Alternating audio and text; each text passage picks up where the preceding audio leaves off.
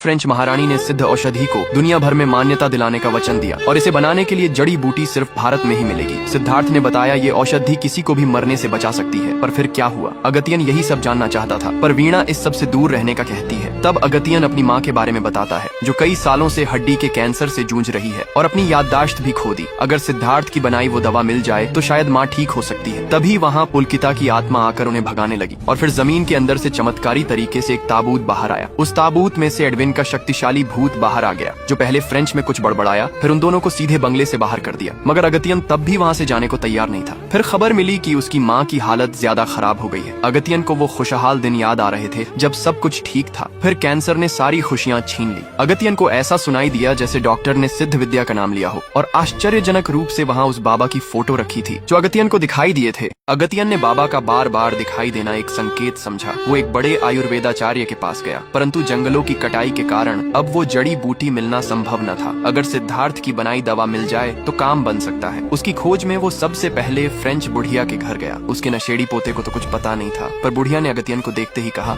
ये तो वही है। उन लोगों को कुछ समझ नहीं आ रहा था। फिर उसका पोता एक पेटी लेकर आया। दरिंदा एडविन उसका दादा ही था और उसकी छोड़ी संपत्ति वही पेटी है। उन लोगों ने देखा तो उसमें कुछ भी नहीं मिला। उस दिन भी सारे ग्रह एक रेखा में आने वाले थे। अगतियन किसी भी हाल में वो औषधि पाना चाहता था, इसलिए वो फिर से भूतिया बंगले में चला आया। तब वहाँ खड़े कंकाल ने कैमरा उसकी तरफ घुमा दिया। अगतियन ने देखा तो उस कैमरे से भूतकाल दिखाई दे रहा था और तभी वो बुढ़िया वहाँ आ गई जो कभी एडविन की पत्नी थी। इतना ही नहीं, अगतियन ने सिद्धार्थ को भी देखा और डर गया। फिर वो एक कमरे में गया जहाँ वो बुढ़िया कुछ ढूंढ रही थी और तभी एडविन का भूत प्रकट हो गया और अपनी पत्नी पर कोड़े बरसाने लगा। मगर उसे कोई फर्क नहीं पड़ा। उस बुढ़िया ने एक डिब्बा निकाला और अगतियन की तरफ फेंक दिया। ये देखकर एडविन का कोड़ा अगतियन पे लहराने लगा और अपनी जान बचाने उसने खिड़की से छलांग लगा दी। मगर ये सब महज एक सपना था। अगतियन ने फिर से पेटी खोली और वही डिब्बा मिला। उसके अंदर एक वॉइस सिलेंडर था। उसे रिकॉर्डर में लगाकर सुना तो पता चला सिद्धार्थ सिद्ध औषधि बनाने के काम पे लग गया था और इसके लिए वो जंगलों में घूम घूम कर जड़ी बूटियां इकट्ठी कर रहा था। आयुर्वेद और अपने अराशियों पर उसका भरोसा अटूट था। एक दिन एडविन काम देखने आया और जड़ी बूटी देखकर बोला, ये सब क्या कचरा है। उसे भारतीय चिकित्सा पद्धति पर विश्वास नहीं था। सिद्धार्थ का ये सुनकर खून खौल गया। उसने कहा, अपनी जबान संभालो। एडविन ने वहाँ से निकल के सीधे घर जाने के बजाय कुछ खुरापती करने का सोचा। उसने बंदूक उठाई और वहाँ काम कर रहे हाथी पर गोली चला दी, जिससे गजराज का पारा चढ़ गया और वो एडविन की तरफ गुस्से से आगे बढ़ने लगा। ये देख सारे लोग वहाँ से भाग खड़े हुए। एक पल में एडविन की सारी हेकड़ी निकल गई। गुस्सैल हाथी एडविन पर हमला करता, उससे पहले ही सिद्धार्थ बीच में आ गया। उसने कहा, गजराज अपना गुस्सा शांत करो, और हाथी ने भी बड़े अच्छे से उसकी बात मान ली। लोगों को बहुत आश्चर्य हुआ कि ऐसा कैसे। तब सिद्धार्थ ने बताया, ये मेरी वजह से नहीं रुका, बल्कि इस जड़ी बूटी की वजह से। क्यों? कि वह इसका सम्मान करता है। अब एडविन को भी भारतीय मिट्टी की ताकत पता चल गई थी। उसने सिद्धार्थ से दोस्ती कर ली। एक दिन वो उसे अपने गुप्त तहखाने में ले गया। एडविन का मानना था मरने के बाद भी इंसान को जिंदा किया जा सकता है और इसीलिए उसने एक मजबूत ताबूत बनवाया था। वो चाहता था सिद्धार्थ ऐसी दवाई बनाए जिससे मृत्यु के बाद भी उसके शरीर में जीवनी शक्ति बनी रहे। सिद्धार्थ ने कहा, सिद्ध विद्या से संभव है। सिद्धार्थ सिद्ध औषधि लेकर फ्रांस जाने वाला था। उसने पुलकिता से कहा कि आकर तुम्हें अपने मन की बात बताऊंगा। तभी नंजी नाम के एक क्रांतिकारी ने अपने लोगों के साथ उस पर हमला कर दिया और सिद्धार्थ ने पुलकिता को बचाते हुए सभी को मार भगाया। इस बीच नंजी घायल हो गया। तब सिद्धार्थ ने ही उसका इलाज किया, पर वो एक भारतीय द्वारा गोरों के विरुद्ध क्रांति के बीच में आने से नाराज था।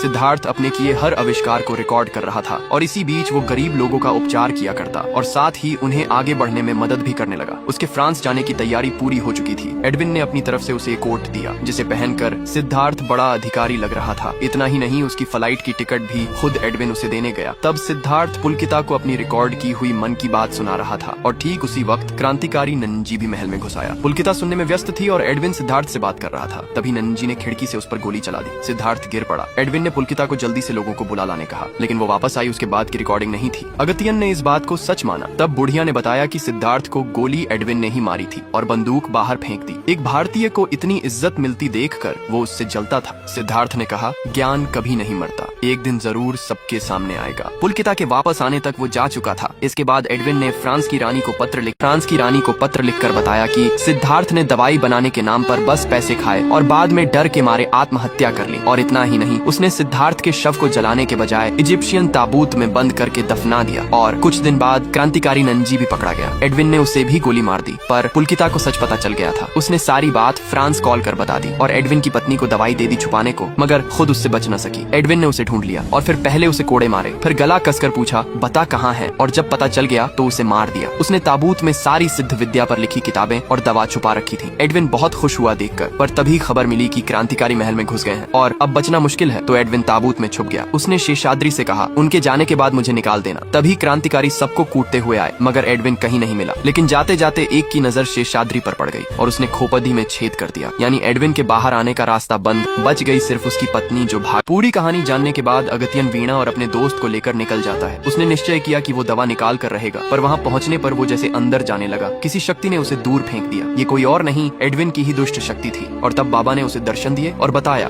कि आज फिर से सारे ग्रह एक रेखा में आने वाले हैं, जिससे एक दैवीय ऊर्जा निकलेगी और 11 मिनट तक इसका प्रभाव रहेगा। इसी दौरान दुष्ट शक्तियाँ सबसे कमजोर होंगी। और सच में ऐसा होते ही अगतियन अंदर घुस गया। उसका लक्ष्य था तहखाने में बनी कब्र से दवाई की सामग्री निकालकर एडविन का कंकाल जलाना, पर कब्र इतनी मजबूत थी कि उसे तोड़ना संभव नहीं था। अगतियन ने गौर किया कि कब्र के चारों ओर बने शेर के मुंह में से एक अलग दिशा में है। फिर उसने सामने दीवार पर लगी एक मोटी सी चैन को खींचा तो कब्र खुलने लगी और तीनों के जोर लगाने पर वो पूरी तरह से खुल गई। उन्होंने जल्दी जल्दी वहाँ रखी सारी सामग्री उठाई, पर आखिरी चीज उठाते वक्त एडविन जाग गया। अगतियन ने तुरंत उस पर पेट्रोल छिड़का और आग लगा दी। अब वे लोग समय खत्म होने से पहले बाहर निकलना चाहते, तब तक समय खत्म हो गया और वे लोग बाहर नहीं निकल सके। फिर एडविन अपने शक्तिशाली रूप में सामने आया। उसने सारी चीजें छीन ली और कहा अभी तक मैं सिद्धार्थ की खोज की रक्षा कर रहा था, पर अब इसे जला दूंगा, और उन तीनों को भी जकड़ लिया। उधर अगतियन के माँ बाप बाबा से प्रार्थना कर रहे थे। तभी सिद्धार्थ को जिस ताबूत में दफना दिया गया था वो ऊपर आने लगा और ताबूत को फाड़कर सिद्धार्थ की आत्मा बाहर आ गई। उसे देखकर एडविन हैरान हो गया। सिद्धार्थ ने अगतियन को बताया कि उस समय का क्रांतिकारी नंजी और कोई नहीं बल्कि तुम ही थे, और यही सही समय है इस राक्षस को खत्म करने का। फिर अगतियन भी अपने नंजी वाले दिव्य रूप में आ गया और सिद्धार्थ एक शक्तिशाली परशु में बदल गया, जिसे लेकर नंजी ने एडविन पर धावा बोल दिया। परंतु एडविन उस पर भारी पड़ रहा था। तब सिद्धार्थ ने भी नंजी का साथ देना शुरू कर दिया। एडविन बार बार अगतियन को नंजी से अलग करने की कोशिश करता, पर सिद्धार्थ हर बार उसे रोक देता और अंत में सिद्धार्थ ने 8 ग्रहों को प्रकट कर उस पर छोड़ दिया, जिन्होंने एडविन को बांध दिया। और फिर नंजी और सिद्धार्थ ने एक साथ छलांग लगा दी। एक साथ छलांग लगाई। सिद्धार्थ दिव्य परशु में बदल गया, जिसे नंजी ने धारण किया और एक सच्चे देशभक्त क्रांतिकारी के रूप में उस राक्षस का अंत कर दिया। इसके बाद वो पुरानी स्थिति में आ गया और तभी एडविन द्वारा जला दी गई किताबें फिर से प्रकट हो गई। ये भी सिद्धार्थ ने ही किया था। फिर वो पुलकिता के साथ परलोक चला गया और उसकी बनाई दवाई से अगतियन की माँ का इलाज होने लगा और वो ठीक भी होने लगी, पर उसकी याददाश्त अभी तक नहीं आई थी। अगतियन को पूरा विश्वास था कि उसकी माँ एक दिन उसे नाम लेकर जरूर पुकारेगी, और फिर एक दिन सच में उसकी माँ ने उसे पुकारा। अब तक के सारे भाग देखने के लिए आप सब